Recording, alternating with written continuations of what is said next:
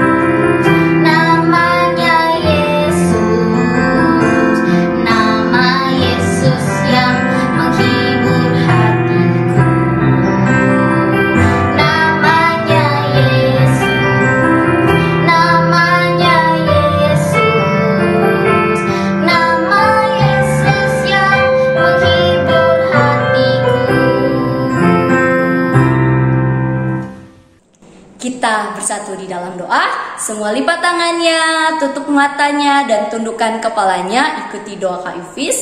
Sama-sama kita katakan, terpujilah Engkau ya Tuhan kami, Bapa yang begitu baik di dalam kehidupan kami. Kami bersyukur ya Tuhan, jika sampai hari ini Engkau masih menolong kami di dalam setiap kehidupan kami. Saat ini ya Tuhan, kami mau beribadah. Mari Tuhan yang boleh menolong kami, agar kami boleh menikmati, bahkan menyenangkan hati-Mu. Mampukan kami juga ya Tuhan, untuk boleh mengerti kebenaran firman-Mu dan melakukannya nanti di dalam kehidupan kami. Seluruh fasilitas yang kami gunakan, baik handphone, jaringan, mari Tuhan yang boleh memberkati. Hingga biarlah ya Tuhan, ibadah kami ini menjadi kesukaannya Tuhan. Tolong kami juga sekali lagi ya Bapa, agar kami tertib dan konsentrasi. Terima kasih Yesus yang baik. Hanya di dalam nama Yesus kami berdoa dan bersyukur. Yang semangat ibadah dan mau dengarkan firman katakan amin. Tema kebenaran sore hari ini, Allah berbicara kepada Yakub, terambil dari Kejadian 27 ayat 41 sampai 46 dan Kejadian 28 ayat 1 sampai 5 dan ayat 10 sampai 22. Dibaca ya adik-adik nantinya. Nah, adik-adik, Allah berbicara kepada Yakub. Apa yang mau dibicarakan? Yuk kita sama-sama memahami dan belajar kebenaran firman hari ini. Nah adik-adik, masih ingat kan kebenaran firman yang dibawakan oleh Kak Kurnia? Iya, tentang Yakub yang mengambil hak kesulungan Esau. Karena hal ini adik-adik, Esau menaruh dendam kepada Yakub, bahkan ingin membunuhnya. Hal ini terdengar oleh Ribka, ibu mereka, dan Ribka kembali menyusun rencana agar Yakub pergi melarikan diri. Kemana? Ke Haran, ke sanak saudaranya Laban. Kemudian adik-adik, Yakub diberkati lagi oleh Ishak, dan Ishak berpesan kepada Yakub supaya tidak mengambil seorang istri dari perempuan Kanaan. Dan akhirnya adik-adik, Yakub harus pergi meninggalkan kedua orang tuanya dan keluarganya. Dia pergi ke Haran. Di dalam perjalanan ke Haran adik-adik, dia istirahat, dia mengambil batu untuk tidur karena sudah larut malam. Nah, saat ia tidur, ia bermimpi adik-adik, yaitu mimpinya di bumi ada didirikan sebuah tangga yang ujungnya sampai di langit, dan tampaklah malaikat-malaikat Allah turun naik di tangga itu. Lalu berdirilah Tuhan di sampingnya dan berfirman, "Akulah Tuhan, Allah Abraham nenekmu dan Allah Ishak. Tanah tempat engkau berbaring ini akan kuberikan kepadamu dan kepada keturunanmu. Keturunanmu akan menjadi seperti debu tanah banyaknya, dan engkau akan mengembang ke sebelah timur, barat, utara, dan selatan. Dan olehmu serta keturunanmu, semua kaum di muka bumi akan mendapat berkat. Sesungguhnya aku menyertai engkau dan aku melindungi engkau kemanapun engkau pergi, dan aku akan membawa engkau kembali ke negeri ini. Sebab aku tidak akan meninggal engkau, melainkan tetap melakukan apa yang kujanjikan kepadamu." Kemudian Yakub bangun dari tidurnya dan ia berkata, "Sesungguhnya Tuhan ada di tempat ini dan aku tidak mengetahuinya." Ia takut dan berkata, "Alangkah dahsyatnya tempat ini. Ini tidak lain tempat Allah. Ini pintu gerbang surga." Lalu keesokan harinya adik-adik, dia mengambil batu yang menjadi alas kepalanya dan menjadikan itu tugu. Dan Yakub juga belajar jika memang Tuhan akan menyertainya, maka ia menjadikan Tuhan sebagai Allahnya dan akan memberikan 1/10 dari hasil yang dia dapat. Wah adik-adik, dari kisah ini kita bisa melihat bagaimana Tuhan yang menyatakan diri bagi Yakub, yang menyatakan janji bagi Yakub. Memang Yakub dari sejak di kandungan sudah ditentukan akan dipilih Tuhan. Namun caranya Yakub yang menipu kakaknya akan juga mendapatkan akibat. Jadi meskipun Tuhan tetap setia adik-adik, apa yang kita perbuat tetap akan ada akibatnya. Hari ini Tuhan mengingatkan kita bagaimana pribadinya yang setia kepada kita. Apapun keadaan yang kita alami, kita bisa melihat bagaimana tadinya Yakub yang harus pergi meninggalkan keluarganya, hingga ketika dia pergi ke tempat saudara Ribka, ia tidak bisa bertemu lagi dengan ibunya waktu ia kembali ke negeri itu. Apa yang dia lakukan di masa lalu berdampak dengan di masa depan. Tapi ingat satu hal, hari ini Tuhan katakan bahwa ia tetap akan setia, akan selalu ada dimanapun dan apapun keadaan kita. Meskipun adik-adik berkata, "Kak, kami nggak bisa melihat Tuhan. Tuhan itu di mana? Kok nggak kelihatan? Mana? Di mana?" gitu. Namun orang yang sudah percaya kepada Tuhan, yang sudah dimateraikan dengan Roh Kudus, maka ia akan merasakan kehadiran Tuhan di dalam hidupnya. Nah, sekarang yang Kak Ivis tanya sama adik-adik, apakah adik-adik sudah percaya sama Tuhan? Apakah adik-adik sudah sungguh-sungguh di dalam Tuhan? Kalau adik-adik sudah sungguh-sungguh, tentu adik-adik bisa merasakan bahwa Tuhan selalu ada di setiap saat bagi adik-adik.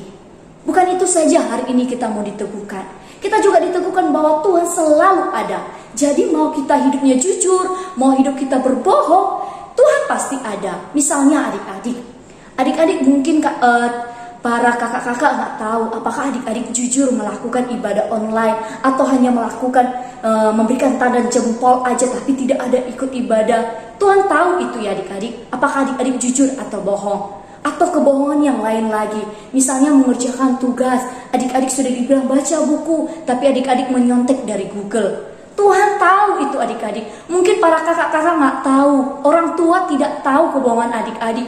Tapi Tuhan, Allah yang begitu selalu ada di saat apapun keadaan kita, yang mengetahui itu. Nah adik-adik, karena Tuhan adalah Allah yang setia, Allah yang mengetahui setiap apa yang kita perbuat. Dan buat adik-adik yang ingin merasakan kehadirannya Tuhan di dalam hidup, Kak Ivis nanti akan mengundang adik-adik untuk boleh mengundang Tuhan sebagai Tuhan dan Juru Selamat. Sehingga adik-adik dapat mengerti Apa sih kesetiaannya Tuhan bagi kita dan bagaimana Tuhan yang selalu hadir di dalam situasi apapun kehidupan kita. Nah adik-adik, sebagai Allah yang setia Dianya, sebagai Allah yang ada bagi kita, mari kita bersyukur akan setiap keajaiban, akan setiap perbuatan Tuhan yang Dia lakukan dalam hidup kita. Sebagai ucapan syukur, apa yang bisa kita lakukan? Yaitu selalu membaca firman-Nya, selalu berdoa, dan melakukan hal-hal yang sesuai dengan kebenaran firman Tuhan. Demikianlah firman Tuhan hari ini. Biarlah sungguh memberkati dan sungguh boleh termatrekan di dalam hidup kita. Dan ayat hafalan kita untuk boleh mengingatkan kita akan kebenaran firman hari ini terambil dari Kejadian 28 ayat 16b. Sesungguhnya Tuhan ada di tempat ini dan aku tidak mengetahuinya. Dihafal dan dikirim ke grup masing-masing. Demikianlah, mari adik-adik sebagai meresponi firman Tuhan, sekaligus kita akan memberikan persembahan yang terbaik bagi Tuhan. Kita angkat satu pujian ini.